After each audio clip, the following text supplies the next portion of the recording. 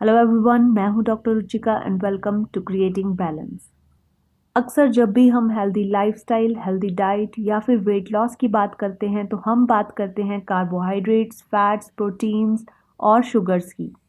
पर एक ऐसा इंग्रेडिएंट है जिसे कि हम यूजुअली इग्नोर कर देते हैं एक हेल्दी लाइफस्टाइल के लिए। वो है डाइटरी फाइबर। फाइबर एक तरह से कार्बोहाइड्रेट होता है जिसे हमारी बॉडी डाइजेस्ट नहीं कर सकती। ज़्यादातर कार्बोहाइड्रेट्स को हमारी बॉडी डाइजेस्ट करती है और उसे कन्वर्ट करती है ग्लूकोज मॉलिक्यूल्स में, जिससे हमें एनर्जी मिलती है। पर फाइबर वो कार्बोहाइड्रेट्स होते हैं जिन्हें हमारी बॉडी डाइजेस्ट नहीं कर पाती, इसलिए इसमें कोई भी कैलोरीज नहीं होती, ये हमें किसी तरह की कोई एनर्जी नहीं देते। पर क्योंकि इनसे हमें कोई एनर्जी नहीं मिलती, इसका मतलब ये नहीं है कि इनकी इम्पोर्टेंस कुछ कम हो जाती है हमारी ओवरऑल हेल्थ के लिए। फाइबर हमारी डाइट का एक बैलेंस डाइट का बहुत ही इम्पॉर्टेंट कंपोनेंट होता है। आज की इस वीडियो में मैं फाइबर के बारे में पूरी डिटेल में डिस्कस करने वाली हूँ कि फाइबर कितनी तरह का होता है, फाइबर कैसे काम करता है, इसके क्या बेनिफिट्स होते हैं, फाइबर की डेली रेकमेंडेड डोज कितनी है, हमें एक दिन में कितना फाइबर लेना चाहिए और फाइबर के सोर्सेज क्या क्या होते हैं। तो चलिए शुरू करते हैं वीडियो। सबसे पहले हम बात करेंगे कि फाइबर कितनी तरह का होता है। यूजुअली फाइबर को दो टाइप्स में डिवाइड किया जाता है, सॉल्युबल फाइबर और इनसॉल्युबल फाइबर। सॉल्युबल फाइबर जो होता है वो पानी में डिसॉल्व कर सकता है और ये प्रीबायोटिक की तरह एक्ट करता है। मतलब जो हमारे गट फ्रेंडली प्रोबायोटिक बैक्टीरियाज होते हैं, सॉल्युबल फाइबर उनकी ग्रोथ को एनहांस करता है, उन्हें बढ़ाता है। इसके साथ साथ ये हेल्प करता है ग्लूकोज लेवल्स को कंट्रोल करने में, ब्लड प्रेशर को कंट्रोल करने में भी ये हेल्प करता है और हमारे ब्लड कोलेस्ट्रॉल लेवल्स को भी कम करता है। और ये हेल्प करता है कई सारे न्यूट्रिएंट्स की एब्जॉर्प्शन में भी। जो इनसॉल्युबल फाइबर होता है वो डिसॉल्व पानी में नहीं करता, पर वो कॉन्स्टिपेशन से बचाने में और हमारे डाइजेस्टिव सिस्टम को क्लीन रखने में हेल्प करता है। वैसे आजकल साइंटिस्ट मानते हैं कि ये जो डिफ्रेंशिएशन है, ये जो टाइप्स हैं फाइबर की, वो ज़्यादा इम्पॉर्टेंट नहीं है, क्योंकि जितने भी फाइबर रिच फूड्स हैं उनमें ये दोनों तरह के फाइबर पाए जाते हैं। अब हम बात करेंगे कि फाइबर काम कैसे करता है। जैसा कि मैंने बताया कि फाइबर हमारी बॉडी में डाइजेस्ट नहीं होता, इसलिए हमारी मेजॉरिटी डाइजेस्टिव सिस्टम से वो एज सच पास हो जाता है और पहुंचता है हमारे कॉलन में।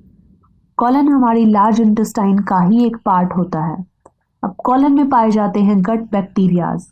ये गट बैक्टीरियाज गुड बैक्टीरियाज भी हो सकते हैं और बैड बैक्टीरियाज भी हो सकते हैं। पर ये जो प्रीबायोटिक टाइप का फाइबर होता है, ये गुड बैक्टीरियाज की ग्रोथ को हमारे कोलन में बढ़ा देता है। जैसे ही गुड बैक्टीरियाज का नंबर जो है वो बैड बैक्टीरिया से ज़्यादा हो जाता है, तो इससे हमारी म्यूकस वॉल का बैरियर और ज़्यादा स्ट्रांग होता है हमारे इंटेस्टाइन्स में, जिससे कि हमारी बॉडी में इन्फ्लेमेशन कम हो जाती है। और इन्फ्लेमेशन ही कई तरह की बीमारियों का मेन रीज़न बनता है। तो अगर हमारी बॉडी में इन्फ्लेमेशन कम होगी, उससे हमारा इम्यून सिस्टम स्ट्रांग बनेगा और हमें बीमारियां भी नहीं लगेंगी। अब हम बात करेंगे फाइबर के बेनिफिट्स के बारे में। फाइबर एक वेल ट्यून्ड डाइजेस्टिव सिस्टम का एक बहुत ही इम्पॉर्टेंट हिस्सा है। ये हमारी बॉडी में से हार्मफुल वेस्ट और टॉक्सिन्स को रिमूव करने में हेल्प करता है। जो प्रीबायोटिक फाइबर होता है वो हेल्दी कॉलन फंक्शन को मेंटेन करने में हेल्प करता है, क्योंकि वो गुड गट बैक्टीरियाज का नंबर बढ़ाता है। और यही गट बैक्टीरियाज जो हैं वो हमारी कई तरह के न्यूट्रिएंट्स जैसे कि विटामिन के की एब्जॉर्प्शन में भी हेल्प करते हैं। जो फाइबर होता है वो हमें बहुत लंबे टाइम तक फुल रखता है, जिससे ओवर ईटिंग के चांसेस कम हो जाते हैं। ऐसा देखा गया है कि जो लोग सफिशिएंट अमाउंट फाइबर की अपनी डाइट में ले रहे हैं, उनमें ओवरवेट होने के चांसेस भी कम होते हैं, इसलिए ये हमें ओबेसिटी से भी बचाता है।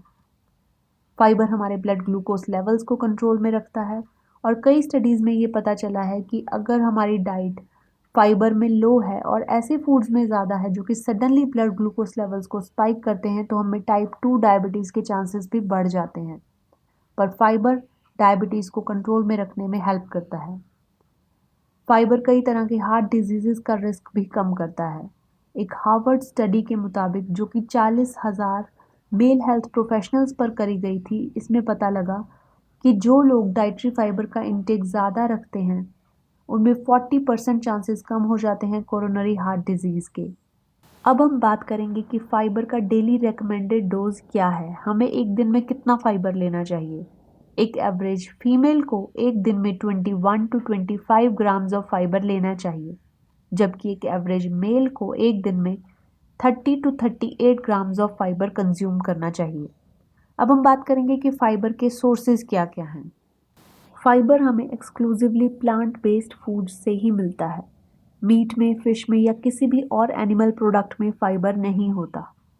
फाइबर के सबसे अच्छे सोर्सेज हैं रॉ फ्रूट्स और वेजिटेबल्स। इसके साथ साथ फाइबर हमें होल ग्रेन्स में मिलता है, बीन्स में मिलता है। अपनी डाइट में फाइबर को इंक्रीज करने के लिए हम छोटे छोटे चेंजेस ला सकते हैं, जैसे कि हम जूस को रिप्लेस कर सकते हैं होल फ्रूट के साथ, क्योंकि जूस में फाइबर नहीं होता पर फ्रूट में फाइबर होता है।